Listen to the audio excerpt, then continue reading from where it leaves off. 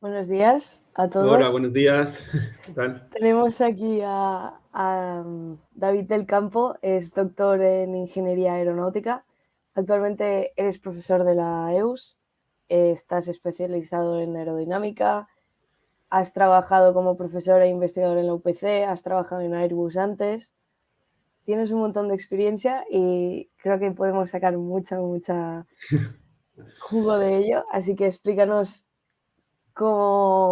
qué es tu profesión y qué es eso de ser ingeniero aeronáutico. Vale, bueno, muchas gracias primero por la invitación, que me hace mucha ilusión poder compartir esto.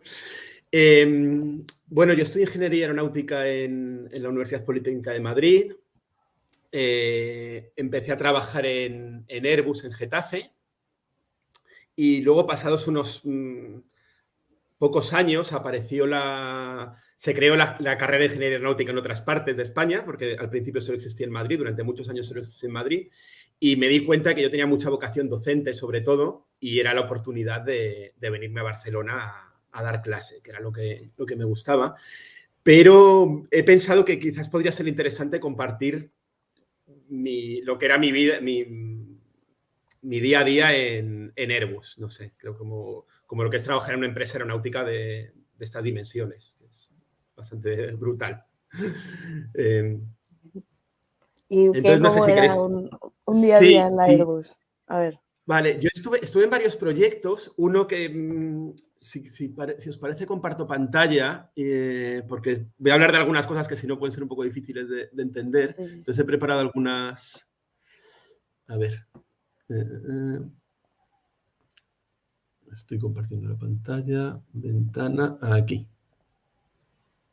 Vale, pues yo trabajaba en este avión, que es ahora ya se está vendiendo, o sea, ya puedo hablar tranquilamente, en ese momento lo estábamos haciendo. Entonces, esto es un Airbus A330, que básicamente es el avión con el que podríamos coger para hacer un vuelo transoceánico, adaptado en avión militar. Entonces, es un avión militar con capacidad de repostaje en vuelo, con pods, que son esas mangueras que habréis visto seguramente de la sala, pero sobre todo con esta pértiga que se llama tail boom. Y yo trabajaba sobre todo en la aerodinámica de esta especie de viga que se conecta al avión receptor por aquí, por donde veis, para pasarle combustible. Entonces, un día a día mío era, bueno, yo trabajé en el departamento de sistemas primero, que para que os hagáis una idea, esto es un poco lo que hacía. Esta es la consola del boomer, que es la persona que se encarga de manejar las aletas, ¿vale? Aquí tenéis. Esta sería la pértiga y con estas aletas que tenéis aquí, pues se puede mover, se puede controlar la posición de esto. Entonces, con un joystick movía esto, con otro joystick extendía esta parte telescópica y bueno, esto que parece sencillo así explicado, pues esto se hace a muchísima velocidad, las fuerzas aerodinámicas doblan esta viga, entonces el sistema de control de esto es bastante complejo. Habíamos trabajado en simulaciones por ordenador, ¿vale? Que yo es lo que he trabajado mucho, que es CFD. Aquí tenéis ejemplos de CFD, que es simplemente hacer cálculos con ordenador para predecir presiones y otros datos aerodinámicos. Se habían hecho en otros países también, porque al final estás trabajando en coordinación con muchos países, ensayos en túnel aerodinámico, que también tenía por ahí alguna imagen. No sé si aquí. Vale, esto es un ensayo en túnel, pero terminé, primero desarrollando este sistema. Esto es básicamente con unas gafas de 3 dimensiones lo que está viendo el boomer, es decir, la persona que tiene que encargarse de acertar y meter ahí esa pértiga. Y luego empecé en ensayos en vuelo. Entonces aquí lo que a mí me encantaba es que allí en Airbus en Getafe estás trabajando a pie de pista, a pie de hangares, tienes el avión ahí, es decir, tienes la oficina y puedes bajar. Ves ahí el bajar. avión y lo que está pasando, ¿no? Sí, sí, o sea, esto era el edificio de al lado al mío. Entonces yo estaba trabajando, ¿no? Con un ordenador, haciendo cálculos, analizando datos de ensayos en vuelo y un poco volviéndonos locos en ese momento porque teníamos un montón de datos de simulaciones, de túneles de viento, de todo, y cuando poníamos el avión a volar, en ciertas condiciones de vuelo, esto hacía cosas totalmente impredecibles, es decir, que estaban fuera de todos los cálculos que habíamos hecho. Y entramos en una dinámica, que esta es la parte que me parece que fue muy creativa, en la que teníamos que, bueno, o sea, un día normal, ¿no? Como decías, pues yo descargaba datos de ensayos en vuelo, los analizaba, hacía cálculos, tal, y al final hay un momento de pura creatividad, de pensar, de reunirte con otras personas del departamento de aerodinámica, intentar entender qué está pasando y decir, vale, pues podemos tener este tipo de problema aeroelástico, ¿no? Que es un tema de cómo interaccionan las fuerzas aerodinámicas con la estructura. Pues vamos a probar a poner a lo largo de todo el mástil una placa con agujeros para que haga tal efecto, que obviamente no vas a vender el avión con esa placa ahí puesta, pero... Y eso se mandaba a fabricar, poner, y en 3 días, en 4 días estábamos ensayando el avión. Y lo veías desde la ventana prácticamente, ¿no? Entonces, claro, en ese sentido era muy podías chulo. ver ya directamente, ¿no? Claro, o sea, nosotros trabajamos con el Boomer, que era un señor que había venido a Estados Unidos, que es la persona que controlaba esto, los pilotos y luego los ingenieros de ensayo en vuelo, que estaban los que iban dentro del avión. Esto, para que os hagáis una idea también, esto es un avión de ensayos en vuelo. Es decir, está increíblemente instrumentalizado. Tiene cámaras, sensores, es decir, se está midiendo continuamente muchísimas más cosas de lo que se mide en un avión normal. Es decir, aparte de medir velocidades, presiones, temperaturas, estás midiendo deformaciones de la estructura, estás midiendo muchísimas cosas. Estás generando datos a una velocidad enorme. Hay muchas unidades en las que esos datos se guardan para después analizarlos, pero hay datos que se analizan sobre la marcha, tanto los ingenieros que están dentro del avión, ¿vale? Eso es un ejemplo de ingenieros que están dentro de un avión de ensayos en vuelo, como gente que está en tierra, en telemetría, que es, aquí tenéis una imagen. Esta no es de Airbus, esto es de Boeing, ¿vale? Y nosotros no era tanta gente, pero era esta un poco la idea. Es decir, aquí es gente que ingenieros que están mirando los datos que está enviando el avión en tiempo real cuando está volando. Que eso es, por ejemplo, lo que hacías tú, ¿cierto? Yo no estaba en esta sala. Una vez tuve que venir a esta sala, o sea, conocía la sala, pero yo estaba en el siguiente paso. Es decir, aunque toda esta gente está mirando los datos del avión, están mirando un porcentaje muy pequeño de datos. Luego hay muchos más datos que simplemente se graban y yo al día siguiente, si por ejemplo volaba por la tarde, lo descargaba a la base de datos y me ponía a mirar las variables que me interesaban, a ver qué había pasado a lo largo del vuelo. Ibas dibujando, digamos, las variables que te interesaba comparar y entonces intentabas, y luego te reunías para ver qué modificaciones hacías ya directamente al avión, porque ya no había tiempo de volver a hacer una simulación, es decir, ya teníamos que resolver problemas concretos que diferían de lo que habíamos visto en simulaciones y en túnel de viento, para terminar de ajustar la aerodinámica. Perfecto. O sea que al fin y al cabo es todo relacionado con la mejora continua, porque imagino que si hacéis un test de este tipo, te pasan los datos, tú los analizas y a partir de ello mejoráis pequeñas píldoras, por decirlo de alguna manera, del avión para acabar teniendo el avión que vais a acabar vendiendo más rápido, ¿no? Claro.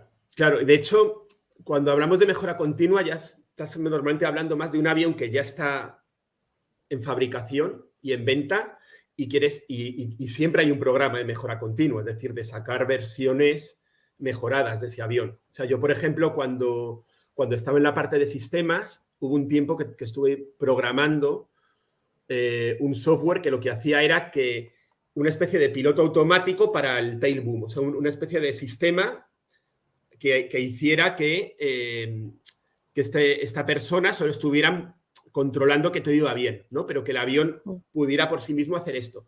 Pero la primera versión que se vendía no tenía esa capacidad. Y ahora sé que al final se ha terminado y se ha implementado. Pero en ese momento, más que mejora continua, era conseguir cubrir los parámetros, las especificaciones, ¿no? que tenía que tener el avión, y te encuentras imprevistos y al final es la parte, no sé, yo reivindico mucho siempre de la ingeniería el origen de la palabra, que es ingenio. Es decir, más allá de... Al final viene de ingenio, ¿no? Es un paso más de decir saber programar o saber resolver unas ecuaciones, o es al final, bueno, un conocimiento que te permita conectar piezas para encontrar una solución a un problema imprevisto.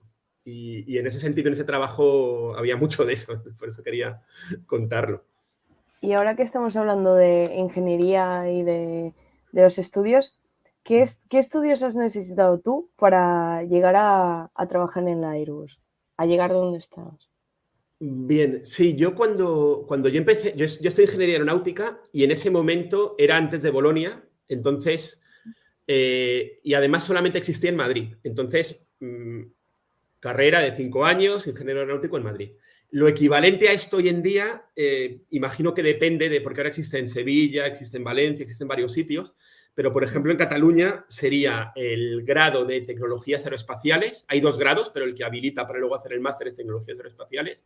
Y luego el máster de ingeniería aeronáutica. Serían 4 años más 2. Eso sería el equivalente. Y luego yo ya después de aquí me fui por la rama de la docencia, de la investigación, y entonces pues hice doctorado, publicaciones, en muchos casos quien quiera hacer eso pues probablemente debería hacer un postdoc, pero para trabajar, o sea, desde este punto de vista, para la industria, grado y máster de ingeniería aeronáutica.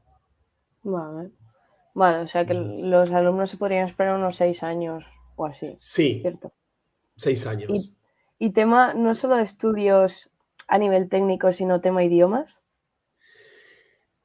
A ver, ¿qué te iba a decir? Airbus es un consorcio europeo, estás trabajando con...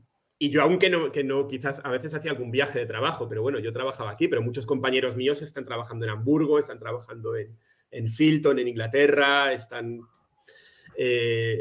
construyendo un avión. O sea, fíjate, piensa que un avión de este tipo, un monstruo así, solamente grandes potencias como Estados Unidos, como China, pueden construirlo por sí solos.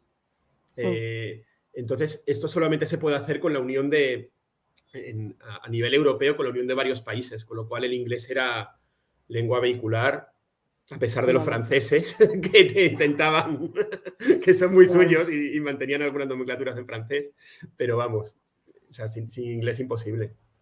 Y volvemos a hacer hincapié aquí en el trabajo del equipo, ¿no? Es fundamental, bueno, no solo en ingeniería, pero en todo este proyecto, trabajo en equipo constante, tienes que aprender no solo ingeniería, idiomas, sino relacionarte con los demás, ¿cierto? Total, sí, sí. O sea, aquí yo eso me estuve pensando, ¿no? Que era un día... O sea, a mí lo que me gustaba de aquí es que cada día era diferente, ¿no? Porque podía estar programando, podía estar haciendo simulaciones, podía estar... Pero al final te tienes que reunir con el resto del equipo y llegar a soluciones conjuntas y eso prácticamente cada día. Tenías que terminar reuniéndote y si no es imposible. O sea, esto no... Y tiene la parte, claro, que al final nadie hace un avión de estos. O sea, lo que haces es contribuir en una parte muy pequeña y es la unión de muchísima gente, ¿no? que puede llegar a construir tu algo así. granito de arena. Sí. Y ahora que comentabas que eso era lo que más te gustaba de tu trabajo, ¿qué es lo que valoras en positivo de tu carrera y lo que valoras en negativo? Bueno, en positivo, yo creo que la ingeniería te da herramientas, o sea, más allá de para encontrar un trabajo, a nivel de encontrar soluciones a retos, que al final es a lo que te dedicas, ¿no? O sea, casi a mí siento que me ayuda, ¿no? A pensar en algún modo. Siempre he sentido que he trabajado, obviamente, con momentos en los que me he sentido más interesado por el proyecto, menos, o sea, pero siempre más o menos en cosas que me gustaban, porque he estado muy... A mí lo que me gusta al final es la física, las matemáticas, y he encontrado la manera de estar dentro de la ingeniería en departamentos bastante técnicos. Y la parte que que quizás menos me gustaba de esto y en parte por lo que luego me fui a la docencia, es que a pesar de que, de lo que te decía, ¿no? De las reuniones y el trabajo en equipo, la mayor parte del tiempo estaba yo solo delante de una pantalla. Por mucho que estuviera aquí en los hangares al lado y todo. Y a mí me gusta mucho y al final eso, sentías que estabas trabajando en una pieza diminuta de un puzzle enorme y ahora en la docencia, el tener el contacto directo con las personas y el sentir que explicas algo, que la otra persona lo entiende y que, no sé, o sea, siento de otra... A mí me gusta, o sea, me gusta el contacto con la gente, me gusta relacionarme, hablar, toda la parte social de ser profesor. Es en parte lo que me llevó a hacer el cambio y no me arrepiento para nada. Claro, necesitabas esa calor humano que un ordenador no te puede dar. Sí, total. Y ahora, ya para terminar y luego Sí. pasar a la mesa redonda, que seguiremos con preguntas y tal, ¿qué consejos ofrecerías a los alumnos que ahora mismo te están escuchando? Pues, iba a decir que sí, ya podemos quitar el... ¿Qué consejos? Pues, por un lado,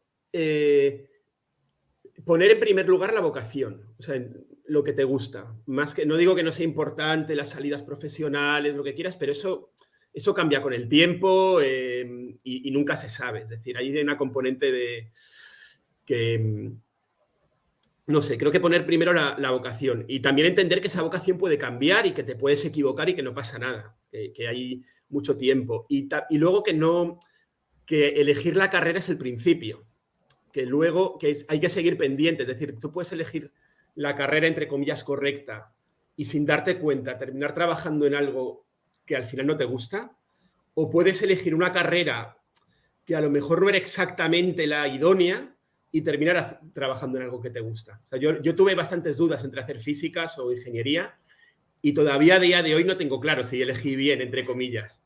Pero yo ahora mismo estoy muy contento de profesor en la EUS y estoy trabajando con gente que ha llegado desde la carrera de físicas y también conozco gente que hace ingeniería porque le gusta la ingeniería y luego termina trabajando en un trabajo a lo mejor demasiado de gestión para lo que les gusta o lo contrario, demasiado técnico, les gusta más la gestión. Entonces, no perder de vista a lo largo, que la carrera no solo empezar o sea, la trayectoria empieza con la carrera, pero hay que ir tomando decisiones continuamente y no perder de vista eso.